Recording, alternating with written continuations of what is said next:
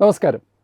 നമ്മുടെ ആഗോളതലത്തിൽ ചാരസംഘടനകളുടെ ലോകത്തു നിന്ന്, അതായത് ചാരപ്രവർത്തനത്തിൻ്റെ ലോകത്തു നിന്നുള്ള രണ്ട് പ്രധാനപ്പെട്ട വിവാദങ്ങൾ, ഒന്ന് ഈ അടുത്ത സമയത്ത് നടന്നതും മറ്റൊന്ന് അല്പം പഴക്കമുള്ളതെങ്കിലും അടുത്ത കാലത്ത് വീണ്ടും ചർച്ച ചെയ്യപ്പെട്ടതുമായ രണ്ട് വിവാദങ്ങളാണ് ഇന്ന് നമ്മൾ ചർച്ച ചെയ്യുന്നത്. കാരണം ഈ രണ്ട് വിവാദങ്ങൾക്കും വലിയ സമാനതകളുള്ള രണ്ട് വിവാദങ്ങളാണ്. അതിലൊന്നിൽ ഭാരതം ഒരു കഥാപാത്രവുമാണ്. എന്താണ് ഈ രണ്ട് വിവാദങ്ങൾ? ഒന്ന് ഇറാനുമായി ബന്ധപ്പെട്ടത്, മറ്റൊന്ന് ഭാരതവും പാകിസ്ഥാനുമായി ബന്ധപ്പെട്ട രണ്ട് വിവാദങ്ങൾ. നമുക്കെല്ലാവർക്കും അറിയാം, ആഗോളതലത്തിൽ മിക്കവാറും എല്ലാ രാജ്യങ്ങൾക്കും അവരുടേതായ ഇൻ്റലിജൻസ് സംവിധാനമുണ്ട്, അവരുടേതായ ചാരസംഘടനകളുണ്ട്, അവരുടെ പ്രവർത്തനങ്ങളുണ്ട്. പക്ഷേ ഈ ചാരസംഘടനകളുടെ പ്രവർത്തനങ്ങളെക്കുറിച്ച് ഒരുപക്ഷെ രാഷ്ട്രീയ നേതൃത്വവും പ്രധാനപ്പെട്ട ഉദ്യോഗസ്ഥന്മാരും ഒന്നും പുറത്ത് സംസാരിക്കാറില്ല. ചില രാജ്യങ്ങളിൽ, ഇംഗ്ലണ്ട് പോലെയുള്ള രാജ്യങ്ങളിൽ ഇങ്ങനെ ഒരു സംഘടനയുണ്ട് എന്നുള്ളത് പോലും അവർ അംഗീകരിക്കാറില്ല പൊതുമധ്യത്തിൽ. അപ്പോൾ അങ്ങനെ ഒരു വളരെ ഇൻവിസിബിളായിട്ടുള്ള, കാഴ്ചയിൽ നിന്നും മറഞ്ഞു നിന്നുള്ള പ്രവർത്തനങ്ങൾ നടത്തുന്ന സംഘടനകളാണ്, ഓർഗനൈസേഷൻസാണ് ചാരസംഘടനകൾ. അപ്പോൾ അങ്ങനെയുള്ള ചാരസംഘടനകളുമായി ബന്ധപ്പെട്ട് വിവാദങ്ങൾ വരുമ്പോൾ തീർച്ചയായിട്ടും അത് എല്ലാവരും ശ്രദ്ധിക്കും. പക്ഷേ അതിനേക്കാൾ പ്രാധാന്യമുള്ള മറ്റൊരു പ്രധാനപ്പെട്ട കാര്യം, രാജ്യങ്ങൾ തമ്മിലുള്ള ബന്ധങ്ങൾ നമ്മൾ കാണുന്നത് പോലെയല്ല പലപ്പോഴും നടക്കുക. നമ്മൾ പുറമേ കാണുന്നത് നയതന്ത്ര ബന്ധങ്ങളാണ്, ഡിപ്ലോമാറ്റ്സ് തമ്മിലുള്ള ബന്ധങ്ങളാണ്. ആഗോള തലത്തിൽ വലിയ സമ്മിറ്റുകൾ, ഉച്ചകോടികൾ നടക്കുന്നു, നേതാക്കന്മാർ തമ്മിൽ കാണുന്നു, അവരുടെ ഉദ്യോഗസ്ഥ പ്രമുഖർ തമ്മിൽ കാണുന്നു, ചർച്ച ചെയ്യുന്നു, കരാറുകൾ ഒപ്പിടുന്നു, പരസ്പരം കൈകൊടുക്കുന്നു. ഇതെല്ലാം നമ്മൾ കാണുന്നുണ്ട് വാർത്താമാധ്യമങ്ങളിലൂടെ. പക്ഷേ ഇതിന് പാരലായിട്ട്, സമാന്തരമായിട്ട് മറ്റ് ചില കാര്യങ്ങൾ കൂടി എപ്പോഴും നടക്കാറുണ്ട്.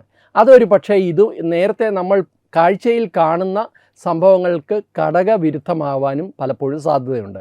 എങ്ങനെയെന്ന് ഞാൻ വളരെ ചുരുക്കത്തിൽ പറയാം. ഒന്ന്, രണ്ട് രാജ്യങ്ങൾ തമ്മിൽ വലിയ തോതിൽ സൗഹൃദമുണ്ടെങ്കിലും പലപ്പോഴും ആ രാജ്യങ്ങളിലെ ഇൻ്റലിജൻസ് ഏജൻസികൾ തമ്മിൽ ആ സൗഹൃദം ഉണ്ടാവണമെന്നില്ല. ഈ രണ്ട് രാജ്യങ്ങളിലെ ഇൻ്റലിജൻസ് ഏജൻസികൾ പരസ്പരം പോരടിക്കാനും പരസ്പരം പരാജയപ്പെടുത്താനും പരസ്പരമുള്ള മിഷൻസിനെ സംബന്ധിച്ച വിവരങ്ങൾ ചോർത്താനും ഒക്കെ നിരന്തരം ശ്രമിക്കുന്ന സംഘടനകളായിരിക്കും ഈ രണ്ട് രാജ്യങ്ങൾക്കും ഉണ്ടാകുക. അതങ്ങനെ തന്നെയാണ് ലോകത്തെമ്പാടും നടക്കുന്നത്.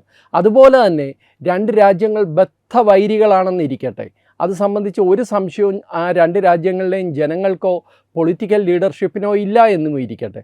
പക്ഷേ ആ രാജ്യങ്ങളിലെ ഇൻ്റലിജൻസ് ഏജൻസികൾ തമ്മിൽ ചിലപ്പോൾ പരസ്പരം ഒരു ബന്ധമുണ്ടാകും, പരസ്പരം ഒരുമിച്ച് പ്രവർത്തിക്കുന്ന മേഖലകളുണ്ടാവും, ചിലപ്പോൾ ഒരുമിച്ച് ചെയ്യുന്ന ജോയിൻ്റ് ഓപ്പറേഷൻസ് പോലും ഉണ്ടാകും. ഇതിന് ലോകത്ത് നിരവധി ഉദാഹരണങ്ങൾ നമ്മൾക്ക് വെക്കാൻ സാധിക്കും.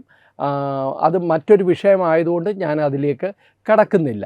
അപ്പോൾ അങ്ങനെ ഇൻ്റലിജൻസിൻ്റേതായ, ആഗോള തലത്തിൽ ചാരസംഘടനകളുടേതായ ഒരു സമാന്തര ലോകമുണ്ട്, നയതന്ത്ര ലോകത്തിൽ നിന്ന് വ്യത്യസ്തമായി എന്ന് മാത്രമാണ് ഇപ്പോൾ പറയാൻ ആഗ്രഹിക്കുന്നത്. അപ്പോൾ ഇങ്ങനെയുള്ള ഈ ഒരു പശ്ചാത്തലത്തിൽ ഇപ്പോൾ നടന്നിട്ടുള്ള രണ്ട് വിവാദങ്ങൾ, ഒന്ന് ഇറാനുമായി ബന്ധപ്പെട്ടതാണ്, മറ്റൊന്ന് നേരത്തെ പറഞ്ഞ പോലെ ഭാരതവും പാകിസ്ഥാനുമായി ബന്ധപ്പെട്ടതാണ്. ഇറാനുമായി ബന്ധപ്പെട്ട വിവാദം എന്താണ്? ഇപ്പോൾ നമുക്ക് എല്ലാവർക്കും അറിയാവുന്ന പോലെ ഇസ്രായേലും US-ഉം ഒരു വശത്തും ഇറാൻ മറുവശത്തും യുദ്ധം നടക്കുകയാണ്. അപ്പോൾ ഈ യുദ്ധത്തിനിടയിൽ കഴിഞ്ഞ ഫെബ്രുവരി 6-ാം തീയതി ഇറാനിൽ ഒരു വലിയ ആക്രമണം നടന്നു. ഒരു വീടിൻ്റെ കോമ്പൗണ്ടിലാണ് ആക്രമണം നടന്നത്. ആ ആക്രമണം നടത്തിയത് US-ൻ്റെയും ഇസ്രായേലിൻ്റെയും ജോയിൻ്റ് ഫോഴ്സസ് ആയിരുന്നു എന്നാണ് പറയുന്നത്. ഈ ആക്രമണത്തിൻ്റെ ലക്ഷ്യം യഥാർത്ഥത്തിൽ മൊഹമ്മദ് അഹമ്മദ് നിജാദ് ആണ് എന്നാണ് എല്ലാവരും വിശ്വസിച്ചത്. കാരണം അദ്ദേഹത്തിൻ്റെ വീടിൻ്റെ കോമ്പൗണ്ടിലാണ് ആക്രമണം നടന്നത്. അപ്പോൾ തന്നെ ആക്രമണം നടക്കുമ്പോൾ തന്നെ അദ്ദേഹത്തെ ഒരു കറുത്ത കാറിൽ ചിലർ അവിടെ നിന്ന് കടത്തിക്കൊണ്ടുപോയി രക്ഷപ്പെടുത്തുകയും ചെയ്തു. അല്ലെങ്കിൽ അദ്ദേഹത്തെ ടാർഗറ്റ് ചെയ്തു, അദ്ദേഹം മരിക്കും, അദ്ദേഹത്തെ അവിടെ നിന്ന് രക്ഷപ്പെടുത്തി. അദ്ദേഹത്തിന് കാവൽ നിന്നിരുന്ന 3 ഗാർഡുമാർ ഈ ആക്രമണത്തിൽ കൊല്ലപ്പെടുകയും ചെയ്തു. ഇതായിരുന്നു പുറമേ വന്ന വാർത്ത. അപ്പോൾ അഹമ്മദ് നിജാദിനൊരു വീരപരിവേഷം കിട്ടുകയാണ്. അദ്ദേഹത്തെ തന്നെ ഇസ്രായേലും അമേരിക്കയും ടാർഗറ്റ് ചെയ്യുന്നു, അദ്ദേഹത്തിൻ്റെ വീട്ടിൽ ആക്രമണം നടത്തുന്നു. അദ്ദേഹത്തെ രക്ഷപ്പെടുത്താൻ ഇറാൻ്റെ ഫോഴ്സസിന്, അല്ലെങ്കിൽ അവരുടെ ഇൻ്റലിജൻസ് സംവിധാനത്തിനും അവരുടെ പ്രതിരോധ വകുപ്പിനും സാധിക്കുന്നു. ഇതായിരുന്നു ആദ്യത്തെ വാർത്ത. പക്ഷേ അതിനുശേഷം, ദിവസങ്ങൾക്ക് ശേഷം പുറത്തു വന്ന വാർത്ത എന്താണെന്ന് വെച്ചാൽ, ഈ മഹ്മൂദ് അഹമ്മദ് നിജാദ് അദ്ദേഹം വീട്ടുതടങ്കലിലാണ് ഇറാനിൽ തന്നെ എന്നാണ്. ഇറാൻ്റെ റവല്യൂഷണറി ഗാർഡ് IRGC അവർ ഇദ്ദേഹത്തെ അറസ്റ്റ് ചെയ്തിരിക്കുന്നു, ഇദ്ദേഹത്തെ വീട്ടുതടങ്കലിലാക്കിയിരിക്കുന്നു എന്ന ഞെട്ടിപ്പിക്കുന്ന വിവരമാണ് പുറത്തു വന്നത്. ആരാണ് അഹമ്മദ് നിജാദ്? അഹമ്മദ് നിജാദ് ഞാൻ നേരത്തെ പറഞ്ഞ പോലെ 2003 മുതൽ 2015 വരെ ഇറാൻ്റെ പ്രസിഡൻ്റായിരുന്നു എന്ന് മാത്രമല്ല ഇസ്രയേലിൻ്റെ ഏറ്റവും വലിയ വിമർശകൻ കൂടിയായിരുന്നു. കടുത്ത യാഥാസ്ഥിതിക നിലപാടുള്ള ആളായിരുന്നു. ഇസ്രായേലിനെ ലോകത്തിൻ്റെ ഭൂപടത്തിൽ നിന്ന് പൂർണ്ണമായും തുടച്ചു നീക്കുമെന്ന് ആവർത്തിച്ച് പറഞ്ഞുകൊണ്ടിരുന്ന ഇറാൻ പ്രസിഡൻ്റായിരുന്നു ഈ പറയുന്ന അഹമ്മദ് നിജാദ്. അങ്ങനെയുള്ള ഒരു വ്യക്തിയെ ഈ യുദ്ധം നടക്കുന്ന സമയത്ത് എന്തിനാണ് ഇറാനിലെ റവല്യൂഷണറി ഗാർഡ് അറസ്റ്റ് ചെയ്ത് വീട്ടുതടങ്കലിലാക്കിയത് എന്നുള്ളതാണ് ചോദ്യം. അതിനുത്തരമാണ് നമ്മളെല്ലാവരെയും ഞെട്ടിപ്പിക്കുന്നത്. അവർ പറയുന്നത് അനുസരിച്ച് അല്ലെങ്കിൽ അവിടെ നിന്ന് വരുന്ന വാർത്തകളനുസരിച്ച് വർഷങ്ങളായി മൊസാദ് എന്ന് പറയുന്ന ഇസ്രയേലിൻ്റെ ചാരസംഘടനയുടെ പേറോളിലുള്ള ആളായിരുന്നു മഹ്മൂദ് അഹമ്മദ് നിജാദ് എന്ന് പറയുന്ന ഈ വളരെ തലപ്പൊക്കമുള്ള ഇറാനിലെ രാഷ്ട്രീയ നേതാവ്. അതിന് കൃത്യമായ തെളിവുകൾ സൗദി അറേബ്യയുടെ ഇൻ്റലിജൻസ് സംവിധാനമാണ് ചോർത്തിയെടുത്തത് എന്ന് പറയുന്നു. ഈ മഹ്മൂദ് അഹമ്മദ് നിജാദിനെ യഥാർത്ഥത്തിൽ ഇപ്പോൾ ഇറാനിലെ ഈ അരക്ഷിതമായ കാലാവസ്ഥയിൽ, രാഷ്ട്രീയ കാലാവസ്ഥയിൽ ഈ ഭരണകൂടം താഴെ വീഴുകയാണെങ്കിൽ അഹമ്മദ് നിജാദിനെ പുതിയ ഇറാൻ പ്രസിഡൻ്റായി വാഴിക്കാൻ മൊസാദ് ഒരു വലിയ പദ്ധതി തയ്യാറാക്കിയിരുന്നുവെന്നും വർഷങ്ങളായി മൊസാദുമായി അടുത്ത് പ്രവർത്തിക്കുന്ന അഹമ്മദ് നിജാദ് 2024 2025 ഹംഗറിയിൽ ഒരു കാലാവസ്ഥ സംബന്ധിച്ച ഒരു ഉച്ചകോടിക്ക് പോകുമ്പോൾ ഹംഗറിയിൽ വെച്ച് മൊസാദിൻ്റെ ഏജൻറ്റുമാരുമായി കൂടിക്കാഴ്ച നടത്തുകയും ഡീലുകൾ ഉറപ്പിക്കുകയും ചെയ്തു എന്നാണ് വാർത്ത. ഇത് സൗദി അറേബ്യയുടെ ഇൻ്റലിജൻസ് സംവിധാനം ചോർത്തിയെടുത്തു.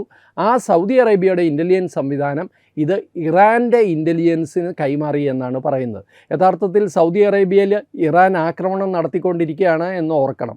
ആ സമയത്താണ് ഇങ്ങനൊരു കൊടുക്കൽ വാങ്ങൽ നടക്കുന്നത്. അതാണ് ഞാൻ നേരത്തെ പറഞ്ഞതിലെ പ്രധാനപ്പെട്ട ഒരു പോയിൻറ്റും. അപ്പോൾ ഈ യഥാർത്ഥത്തിൽ അഹമ്മദ് നിജാദ് ഇസ്രായേലിനെതിരെ ഇങ്ങനെ നിരന്തരം ഗർജിച്ചുകൊണ്ടിരിക്കുന്ന അല്ലെങ്കിൽ അതിനെതിരെ കടുത്ത യാഥാസ്ഥിതിക നിലപാടെടുത്തിരുന്ന ഒരു വ്യക്തി. അദ്ദേഹം പ്രസിഡന്റ് പദം ഒഴിഞ്ഞ ശേഷവും ആ നിലപാടിൽ യാതൊരു മാറ്റവും വന്നിരുന്നില്ല. പക്ഷേ അദ്ദേഹം യഥാർത്ഥത്തിൽ മൊസാദുമായി ചേർന്ന് തനിക്ക് വീണ്ടും ഭരണം ഇറാനിൽ കിട്ടാൻ വേണ്ടി പ്രവർത്തിക്കുകയായിരുന്നു, അതിനുള്ള പദ്ധതികൾ തയ്യാറാക്കുകയായിരുന്നു എന്നാണ് ഇപ്പോൾ വന്നിരിക്കുന്ന വിവരം. ഇത് ഇസ്രായേലിൻ്റെയോ അല്ലെങ്കിൽ ഇറാൻ്റെയോ അല്ലെങ്കിൽ സൗദി അറേബ്യയുടെയോ ആരും തന്നെ ഒരു പ്രധാനപ്പെട്ട ആളും ഇങ്ങനെ ഒരു വാർത്ത സ്ഥിരീകരിച്ചിട്ടില്ല. യഥാർത്ഥത്തിൽ ഇറാൻ്റെ മുൻ പ്രസിഡന്റ് അയത്തുള്ള അലി ഖമേനിയുടെ ശവസംസ്കാര ചടങ്ങിൽ അഹമ്മദ് നിജാദ് പങ്കെടുക്കുന്നത് എല്ലാവരും TV-യിലൂടെ കണ്ടതാണ്. പക്ഷേ അത് കൃത്യമായി വാച്ച് ചെയ്ത് കഴിഞ്ഞാൽ, കൃത്യമായി ശ്രദ്ധിച്ചാൽ നമുക്കറിയാൻ സാധിക്കും അദ്ദേഹത്തെ നിയന്ത്രിക്കുന്നുണ്ട്, അദ്ദേഹം നിയന്ത്രിക്കപ്പെടുകയാണ്. അദ്ദേഹത്തിൻ്റെ ഓരോ ചലനങ്ങളും സസൂക്ഷ്മം നോക്കാൻ ചുറ്റോടും ആളുണ്ട്. അത് ഒരുപക്ഷെ ആഗോളതലത്തിൽ അഹമ്മദ് നിജാദിനെ സംബന്ധിച്ച വാർത്തകളൊന്നും ശരിയല്ല എന്ന് ഇറാൻ ബോധ്യപ്പെടുത്തി കൊടുക്കാൻ ശ്രമിച്ചതായിരിക്കണം എന്നാണ് പലരും പറയുന്നത്. എന്തായാലും അഹമ്മദ് നിജാദ് ഇപ്പോൾ വീട്ടുതടങ്കലിലാണ്. അദ്ദേഹത്തെ എന്തുകൊണ്ട് ശിക്ഷിക്കുന്നില്ല എന്ന് ചോദിച്ചു കഴിഞ്ഞാൽ, ഇപ്പോഴത്തെ യുദ്ധം ഈ ഒരു സമയത്ത് അദ്ദേഹത്തെ ശിക്ഷിക്കുന്നത് അവർക്ക് ആഭ്യന്തരമായി ഇറാന് വലിയ പ്രശ്നങ്ങൾ ഉണ്ടാക്കും. അതുകൊണ്ട് തൽക്കാലം അദ്ദേഹത്തെ വിട്ടിരിക്കുകയാണ്. പക്ഷേ അദ്ദേഹത്തിൻ്റെ രാഷ്ട്രീയ ഭാവി മാത്രമല്ല, അദ്ദേഹത്തിൻ്റെ ജീവനും അപകടത്തിലാണ് എന്നർത്ഥം. അപ്പോൾ നിരന്തരം ഒരു രാജ്യത്തിനെതിരെ പ്രവർത്തിച്ചിരുന്ന ആളാണ് ആ രാജ്യത്തെ പ്രധാനപ്പെട്ട ചാരസംഘടനയുടെ ഏജൻ്റായി ഇത്രയും കാലം പ്രവർത്തിച്ചത് എന്നുള്ളതാണ് ഏറ്റവും ഞെട്ടിപ്പിക്കുന്ന ഒരു കാര്യം. ഇനി ഇതിനോട് ചേർത്ത് വായിക്കാവുന്ന സമാനമായ മറ്റൊരു കോൺട്രവേഴ്സി 2018 മുതലുള്ള ഒരു വിവാദം ഇപ്പോൾ വീണ്ടും കത്തിപ്പടരുകയാണ് പാകിസ്ഥാനിൽ. അവിടെ എന്ത് നടന്നാലും അതിനെല്ലാം അവർ കുറ്റപ്പെടുത്തുന്ന ഏക സംഘടന എന്ന് പറയുന്നത് ഭാരതത്തിൻ്റെ രഹസ്യാന്വേഷണ ഏജൻസിയായ റോയാണ്, റിസർച്ച് ആൻഡ് അനാലിസിസ് വിങ് ആണ്. അവരെ സംബന്ധിച്ചിടത്തോളം അവിടുത്തെ മീഡിയയുടെയും അവിടുത്തെ രാഷ്ട്രീയ നേതാക്കന്മാരുടെയും ഏറ്റവും പ്രധാനപ്പെട്ട എപ്പോഴും രക്ഷപ്പെടാനുള്ള ഒരു വാദം, ഇത് റോ ചെയ്തതാണ്, നമുക്കൊന്നും ചെയ്യാൻ പറ്റില്ല, അവർ ഇവിടെ വന്നിട്ട് കാണിക്കുന്ന കുഴപ്പങ്ങളാണ്. അതായത് അവനവൻ്റെ കുഴപ്പങ്ങളിൽ നിന്ന് രക്ഷപ്പെടാൻ എപ്പോഴും പഴി ചാരുന്ന ഒരു ചാരസംഘടനയായിട്ട് റോ മാറിയിട്ടുണ്ട് പാകിസ്ഥാനിൽ. യഥാർത്ഥത്തിൽ പാകിസ്ഥാനിലെ പാർലമെൻറ്റിൽ പോലും ISIയേക്കാൾ കൂടുതൽ പാർലമെൻറ്റ് അംഗങ്ങൾ പരാമർശിച്ചിട്ടുള്ള സംഘടന അത് RW ആണ്. ഒരു ബസ് സ്റ്റാൻഡിൽ ചെറിയ സ്ഫോടനം നടന്നാൽ അവിടെ മുതൽ ഇപ്പോൾ ജമ്മു കാശ്മീരിലും ബലൂചിസ്ഥാനിലും നടക്കുന്ന വലിയ കുഴപ്പങ്ങൾക്ക് വരെ അവർ RW ഇങ്ങനെ പഴിചാരിക്കൊണ്ടിരിക്കുകയാണ്. അത് ഒരു വശത്ത്. അങ്ങനെ ആ ഒരു സംഘടനയെ ഏറ്റവും വലിയ ശത്രു സ്ഥാനത്ത് നിർത്തിയിരിക്കുന്ന രാജ്യത്തിൻ്റെ മറുവശത്തുള്ളത് ഏത് സംഘടനയാണ്? അത് പാകിസ്ഥാൻ്റെ ചാരസംഘടനയായ ISI ആണ്. ISI നമുക്കെല്ലാവർക്കും അറിയാം. ആ ISIയുടെ തലവനായിരുന്ന ലഫ്റ്റനൻറ്റ് ജനറൽ അസാദ് ദുറാനി, അദ്ദേഹം റോയുടെ ഏജൻ്റായിരുന്നു എന്നുള്ളതാണ് ഇപ്പോൾ വീണ്ടും പുറത്തു വന്നിരിക്കുന്ന വിവാദം. എങ്ങനെ വിശ്വസിക്കും? അതായത് ഒരു വശത്ത് RW-യും ISIയും തമ്മിൽ കൊമ്പ് കോർക്കുകയാണ് 24/7 എല്ലാ അർത്ഥത്തിലും. അത് ഭാരതത്തിലോ പാകിസ്ഥാനിലോ മാത്രമല്ല, ആഗോളതലത്തിൽ തന്നെ രണ്ട് രാജ്യങ്ങളുടെ എംബസികൾ മിക്കവാറും എല്ലാ രാജ്യങ്ങളിലും ഉണ്ട്. ആ രാജ്യങ്ങളുടെ എംബസികൾ തമ്മിലുള്ള ശീതസമരത്തിൽ പോലും ഈ ഏജൻസികളുടെ പേരാണ് പലപ്പോഴും പലരും പറയാറുള്ളത്. അപ്പോൾ എല്ലാ അർത്ഥത്തിലും ആഗോളതലത്തിൽ തന്നെ പരസ്പരം പോരടിക്കുന്ന, പരസ്പരം ഏറ്റുമുട്ടുന്ന രണ്ട് ചാരസംഘടനകളാണ് RW-യും ISIയും. ആ ISIയുടെ തലവൻ RW-ൻ്റെ ഏജൻ്റായിരുന്നു എന്നുള്ള വലിയ വിവാദമാണ് പാകിസ്ഥാനിലുണ്ടായത്. ഇത് 2018 മുതൽ ഈ വിവാദം ഇങ്ങനെ ഇടയ്ക്കിടയ്ക്ക് പൊങ്ങി വരുന്നുണ്ട്. അത് പാകിസ്ഥാനിലെ വളരെ പ്രധാനപ്പെട്ട ഒരു TV സ്റ്റേഷനായ സാമ TV ആണ് ആദ്യം ഈ വിവാദത്തെ സംബന്ധിച്ച് ചർച്ചകൾ പോലും അവർ നടത്തി. അതിനെ തുടർന്ന് അസാദ് ദുറാനിയുടെ സംബന്ധിച്ച അന്വേഷണങ്ങളുണ്ടായി. അദ്ദേഹത്തെ അവസാനം 2019 തോന്നുന്നു അദ്ദേഹത്തെ കുറ്റക്കാരനായിട്ട് വിധിച്ചു. അതായത് അദ്ദേഹം റോ ഏജൻ്റാണെന്നല്ല, പക്ഷേ അദ്ദേഹം ISIയുടെ ഒരു ISIയുടെ ഒരു മേധാവി എന്ന നിലയിൽ, ഒരു പട്ടാള ഉദ്യോഗസ്ഥൻ എന്ന നിലയിൽ അദ്ദേഹം കോഡ് ഓഫ് കണ്ടക്റ്റ് എല്ലാം ലംഘിച്ചു എന്നായിരുന്നു കണ്ടുപിടുത്തം. അത് പട്ടാള കോടതി തന്നെയാണ് അദ്ദേഹത്തെ വിചാരണ ചെയ്തതെന്ന് തോന്നുന്നു. അതിനെ തുടർന്ന് അദ്ദേഹത്തിൻ്റെ പെൻഷനും മറ്റു കാര്യങ്ങളും ഒക്കെ പിൻവലിക്കുകയും ഇപ്പോൾ അദ്ദേഹത്തിന് പെൻഷനൊന്നുമില്ല. അദ്ദേഹത്തെ അവിടെ ഒരു മൂലയ്ക്ക് ഇരുത്തിയിരിക്കണം. അദ്ദേഹത്തിന് ഇപ്പോൾ പ്രായം ഒത്തിരിയായി. പക്ഷേ അസാദ് ദുറാനിയെ സംബന്ധിച്ചിടത്തോളം അസാദ് ദുറാനി യഥാർത്ഥത്തിൽ റോ ഏജൻ്റ് ആയിരുന്നോ എന്നുള്ള ചോദ്യം ഇപ്പോഴും അവശേഷിക്കുന്നുണ്ട്. ഇപ്പോൾ കഴിഞ്ഞ മാസമാണ് പാകിസ്ഥാനും ഭാരതവും തമ്മിലുള്ള ബന്ധത്തെ സംബന്ധിച്ച് കൂടുതൽ ചർച്ചകൾ, പ്രത്യേകിച്ച് ഈ നദീജല കരാറുമായി ബന്ധപ്പെട്ട കൂടുതൽ ചർച്ചകൾ അവിടെ ടെലിവിഷൻ സ്റ്റേഷനുകളിൽ വരികയും അതിനിടയ്ക്കുണ്ടായ ഒരു പരാമർശമാണ് അസാദ് ദുറാനിയുടെ റോ കണക്ഷൻ വീണ്ടും പാകിസ്ഥാനിൽ വിവാദമാകാൻ കാരണം. അത് പാകിസ്ഥാനെ സംബന്ധിച്ചിടത്തോളം 2019 ഇദ്ദേഹത്തെ കുറ്റക്കാരനായി കണ്ടെത്തിയത് തന്നെ അവർക്ക് വലിയ ഷോക്കായിരുന്നു. കാരണം അവരെ സംബന്ധിച്ചിടത്തോളം അവരുടെ ഒരു വലിയ അഭിമാനമാണ് ISI എന്ന് പറയുന്നത്. അവരുടെ വിചാരം ഭാരതം ISIയെ കൊണ്ട് പൊറുതിമുട്ടിയിരിക്കുകയാണ്. ISI ഇവിടെ വലിയ തോതിൽ അക്രമം നടത്തുന്നു, നമുക്ക് ഭാരതീയർക്കൊക്കെ ISIയെ വലിയ പേടിയാണെന്നൊക്കെയാണ് അവിടെ ധരിച്ച് വെച്ചിരിക്കുന്നത്. അപ്പോൾ അതിൻ്റെ തലവൻ തന്നെ റോയുടെ ഏജൻ്റാണ് എന്ന് പറയുമ്പോൾ അത് അവർക്ക് താങ്ങാവുന്നതിനും അപ്പുറമാണ്. കാരണം ബംഗ്ലാദേശ് യുദ്ധത്തിൻ്റെ കാലത്ത് തന്നെ 1971 യുദ്ധത്തിൻ്റെ സമയത്ത് തന്നെ പാകിസ്ഥാൻ പട്ടാളത്തിൽപ്പെട്ട നിരവധി ആൾക്കാർ ഭാരതത്തിന് വേണ്ടി പ്രവർത്തിച്ചു എന്നൊക്കെയുള്ള ആരോപണങ്ങളുണ്ടായിരുന്നു. അതും പാകിസ്ഥാൻ്റെ ഒരു അഭിമാനത്തിനേറ്റ വലിയ ഒരു അടിയായിരുന്നു. അപ്പോൾ ഇതിൻ്റെ യഥാർത്ഥ സത്യാവസ്ഥ എന്താണ് എന്ന് ചോദിച്ചു കഴിഞ്ഞാൽ നമുക്ക് അഹമ്മദ് നിജാദിൻ്റെ കാര്യത്തിലും അതേപോലെ അസാദ് ദുറാനിയുടെ കാര്യത്തിലും നമുക്ക് പെട്ടെന്ന് പറയാൻ പറ്റില്ല.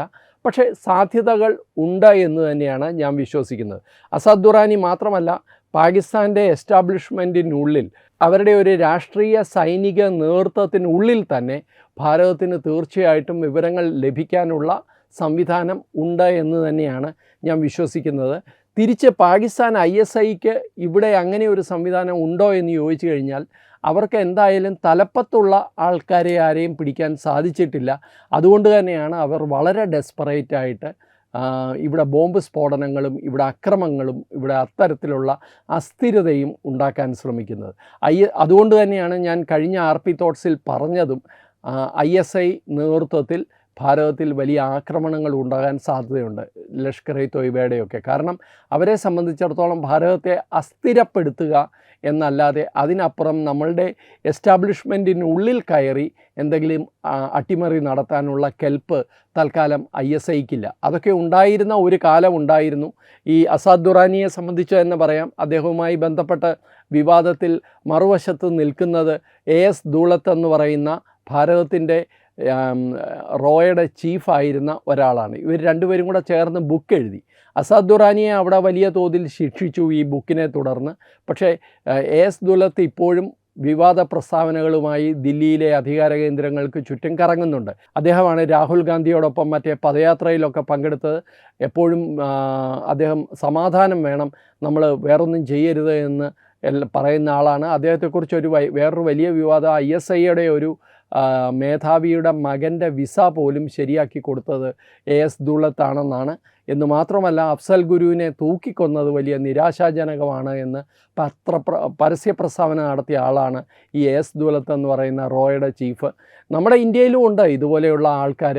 പക്ഷേ അവരെ കാര്യമായിട്ട് ശിക്ഷിക്കാൻ നമ്മളുടെ ഭരണകൂടം ശ്രദ്ധിക്കുന്നില്ല എന്ന് തന്നെ വേണം കരുതാൻ. കാരണം ഇപ്പോഴും ഇവരൊക്കെ അങ്ങനെ സുഖമായിട്ട് ഭാരതത്തിൻ്റെ നമ്മുടെ സർക്കാരിൻ്റെ പെൻഷനുമൊക്കെ മേടിച്ച് കഴിയുകയാണ്. പക്ഷേ മറുവശത്ത് എന്തായാലും അങ്ങനെയല്ല. ഭാരതത്തെ സംബന്ധിച്ചിടത്തോളം വളരെ നിശബ്ദമായി എന്നാൽ വളരെ എഫക്റ്റീവായിട്ട് പ്രവർത്തിക്കുന്ന ഒരു ഇൻ്റലിജൻസ് സംവിധാനമാണുള്ളത്.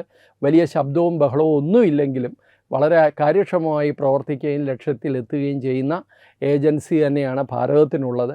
പക്ഷേ മറ്റ് രാജ്യങ്ങളിൽ അങ്ങനെയല്ല. എന്ന് മാത്രമല്ല, ഈ വിവാദങ്ങൾ ഉണ്ടാകുമ്പോൾ തെളിയിക്കപ്പെടുന്ന ഒരു കാര്യം, ഇൻ്റലിജൻസ് ഏജൻസികളുടെ പ്രവർത്തന മികവ് അത് ഒരുപക്ഷെ നമുക്കൊക്കെ ഇമാജിൻ ചെയ്യാൻ പറ്റുന്നതിനും അപ്പുറത്തുള്ള ലക്ഷ്യങ്ങളോടാണ് ഈ ഓരോ ഏജൻസികളും പ്രവർത്തിക്കുന്നത് എന്ന് തന്നെയാണ്. നമസ്കാരം.